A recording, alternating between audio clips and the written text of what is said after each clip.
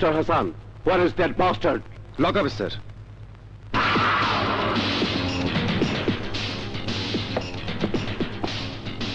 কি অবস্থা? Normal. Out out. What? বাইরে গিয়ে দাঁড়ান। যান যান, আউট কুইক। You bastard.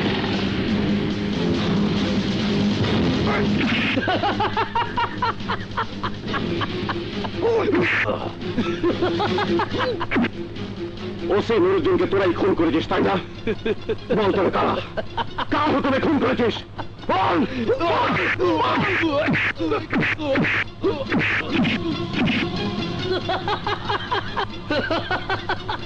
গ্যাংস্টারের একটা ফাউল তৈরি করেছিল নুরুদ্দিন। বল কে সেই গ্যাংস্টার? বল বল, তুই বল বল। সামান্য একটা অ্যাসিস্ট্যান্ট কমিশনার, তুই ধরবি গ্যাংস্টার? তুই তুই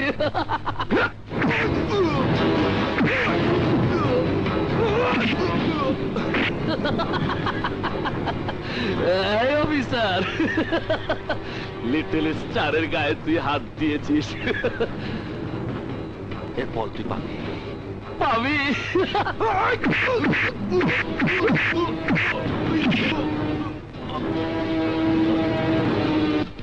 স্যালুট কি আমি আমার ছোট ভাইকে দিয়েছি? স্যালুট দিয়েছি তোর র্যাঙ্ককে। জানিস আগুন, তোকে যখন আমি স্যালুট করি গর্বে আমার বুকটা ভরে যায়। ভাইয়া, বাবা ছিলেন পুলিশ অফিসার। দুই ছেলেকে নিয়ে তার অনেক বড় স্বপ্ন ছিল, পুলিশ অফিসার বানাবেন। কিন্তু সেই স্বপ্ন পূরণ হবার আগেই গ্যাংস্টার গ্রুপের সন্ত্রাসীদের সাথে গুলি বিনিময়ের সময় মারা গেলেন। তুই তখন অনার্সে ভর্তি হয়েছিস, আমি মাস্টার্সে পড়ছি। আমি পড়াশোনা ছেড়ে দিয়ে পুলিশের সাব ইন্সপেক্টর পদে যোগ দিয়েছিলাম। আজ নিজের যোগ্যতায় প্রমোশন পেয়ে ইন্সপেক্টর হয়েছি। তোর পড়াশোনা শেষ হওয়ার পর তোকে বিসিএস দিতে বলেছিলাম, সাফল্যের সঙ্গে পাশ করে আজ তুই অ্যাসিস্ট্যান্ট কমিশনার হয়েছিস। এটা কি আমার কম গর্বের বল? গ্যাংস্টারের যে সদস্যকে আমরা গ্রেফতার করেছি ভাইয়া, ওর নাম লিটল স্টার। ওকে দিয়ে আমরা গ্যাংস্টারকে খুঁজে বের করতে পারবো। পারতেই হবে, কারণ শুধু আমাদের বাবা নয়, বাংলাদেশে অসংখ্য সন্তানকে গ্যাংস্টার গ্রুপ পিতৃহারা করেছে। ওদেরকে খুঁজে বের করে ধ্বংস করতেই হবে। হাসান, আর কতদিন এইভাবে ধ্বংস করবে তোমরা দুই ভাই বলো তো? তাও তো কথা। এই ভাইয়া, আমরা যদি সারা জীবন ধ্বংসই করতে থাকি, সৃষ্টি করবে কখন? সৃষ্টি? কি সৃষ্টি করব? কি সৃষ্টি করবে মানে? আমার একটা ভাবি আর গোটা চারে ওয়া ভাতিজা। মানে? তুমি বড় ভাই, তোমার বিয়েটা না হলে আমার রাস্তা তো ক্লিয়ার হচ্ছে না। যা করার তাড়াতাড়ি করো, দুজনে মিলে সিদ্ধান্ত নাও। আমি ভেতরে গেলাম কাপড় পাল্টাতে। আরে আরে শোন শোন। আচ্ছা, সারাদিন কি কাজই করবে? দুপুরে এসে রান্না করে দিয়ে গিয়েছিলাম, দুই ভাই তো বাসায় ফেরোনি, গরম করে দিয়ে যাই।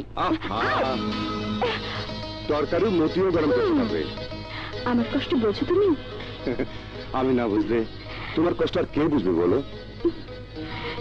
তোমাকে দূরে রেখে আমারও কি কম কষ্ট হচ্ছে বলো? কাল আগুনকে নিয়ে তোমাদের বাসায় যাব। তোমার কিছু বলার আছে? আমি কি বলবো? তুমি যা ভালো মনে করো তাই হবে। সত্যি? মাননীয় নারীদের কল্যাণ বিষয়ক কর্মশালার উদ্বোধন করতে যাচ্ছিলেন। আপনার অ্যাসিস্ট্যান্ট কমিশনার আগুন তার যাত্রাপথে বিঘ্ন সৃষ্টি করেছে। ইদানিং খুব বেশি বাড়াবাড়ি করছে এসি আগুন, আমাদের পাত্তাই দিতে চায় না। এর একটা বিহিত করবেন কিনা বলুন। স্যার, আমাকে ডেকেছেন স্যার? হ্যাঁ আগুন, ওনারা। Excuse me sir. Hello, what? আমি এক্ষুনি আসছি। Sorry, excuse me sir. দেখলেন ওর আচরণ, ও তো আপনাকে পাত্তাই দেয় না। যা বোঝার বুঝে গেছি কমিশনার সাহেব, আপনাকে বলে কোনো লাভ নেই। আমরা আরো উপরে যাব, সেটা আগুনের জন্য ভালো হবে না। ওঠো সবাই, চলো। হ্যাঁ চলুন।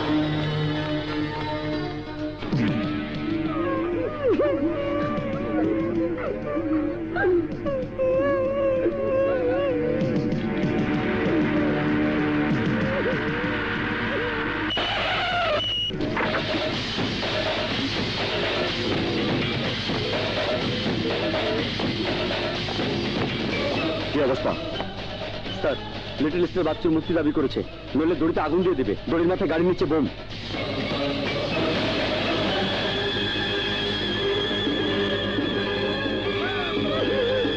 ওকে, খবরদার খবরদার অফিসার, আর এক পাও সামনে আসবি না, আগুন ধরিয়ে দেবো দড়িতে। বোমা ফেটে টুকরো টুকরো হয়ে যাবে স্কুলের বাচ্চারা, জোড়া মেলাতে পারবি না।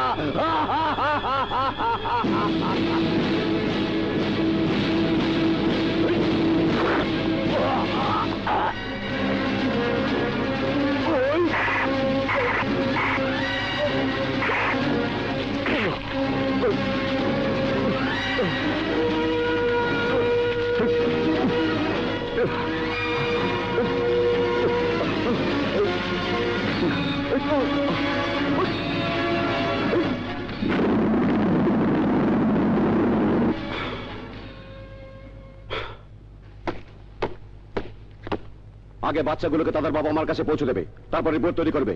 টিকেট।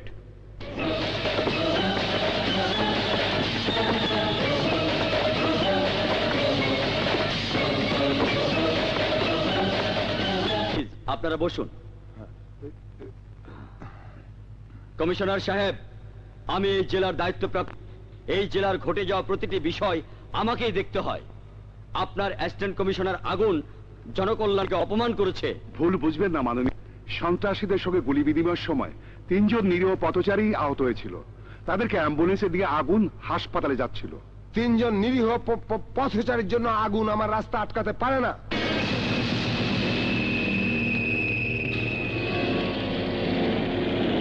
একটি গুরুত্বপূর্ণ কর্মশালার উদ্বোধন করতে যাচ্ছিলাম আমি। এক্সকিউজ মি মাননীয়, 5 বছর আগে বাসার কাজের মেয়েকে নির্যাতন করার অভিযোগে আপনার স্ত্রীকে গ্রেফতার করেছিল পুলিশ।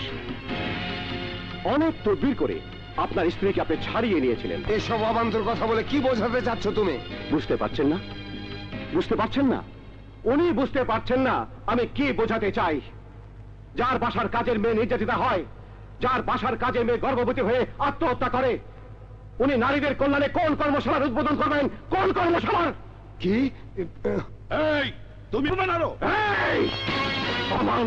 আরে অপমান হবার ভয় থাকতো তাহলে আজকের বৈঠকে উনি সেদিনের ঘটনার জন্য আমার বিরুদ্ধে অভিযোগ তুলতেন না। যে তোমার বিরুদ্ধে অভিযোগ করা যাবে না। না সাহেব, নই, চাকর, জনগণের সত্যিকারের চাকর। We are real servant of the people. যে কোনো বিপদে প্রথমে মানুষ ছুটে আসে আমাদের কাছে। শুধু জনগণ কেন, আপনারা ছুটে আসেন এই পুলিশের। আমরা কেন পুলিশের কাছে ছুটতে যাব? বরং পুলিশই আমাদের পিছে পিছে করে। আপনি বোধহয় জানেন না, না যাওয়া পর্যন্ত কোন পুলিশ প্রোটেকশন দিতে ছুটে যায় না। পুলিশ আপনাদেরকে নিরাপত্তা দিতে যায়। নির্বাচনের আগে জনগণের দরজা দরজা ভোট ভিক্ষা করার সময় আপনাদের কোনো ভয় থাকে না ঠিকই, কিন্তু নির্বাচিত হবার পরই জীবনের নিরাপত্তা চেয়ে আপনার এই পুলিশ প্রোটেকশন চান। কারণ আপনারা নিজেদেরকে ভালোভাবে চেনেন। আপনারা জানেন যে ভোটের আগে দেওয়া কথা রাখতে পারবেন না বলেই জনগণ খেপে যাবে। তাই আগে পুলিশকে নিজেদের নিরাপত্তার ব্যবস্থা ঠিক রাখেন। এসব কি পাগলামি শুরু হয়েছে?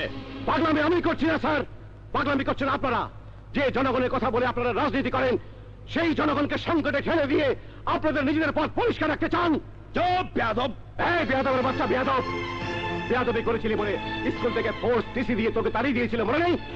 এরপর লেখাপড়া না শিখে সির্ফ মাস্তানিয়া চাঁদাবাজি করে বড়লোক হয়েছিস তুই। কমিশনার সাহেব, সাসপেন্ড করেন ওকে, সাসপেন্ড! ঠিক বলেছেন, ঠিক। আমার মতো সব পুলিশ অফিসারকে জব্দ করার জন্য ওই একটাই অস্ত্র আছে আপনার। বলতে পারেন আপনার কজন ক্যাডারকে আপনি সৎ পথে ফিরিয়ে এনেছেন?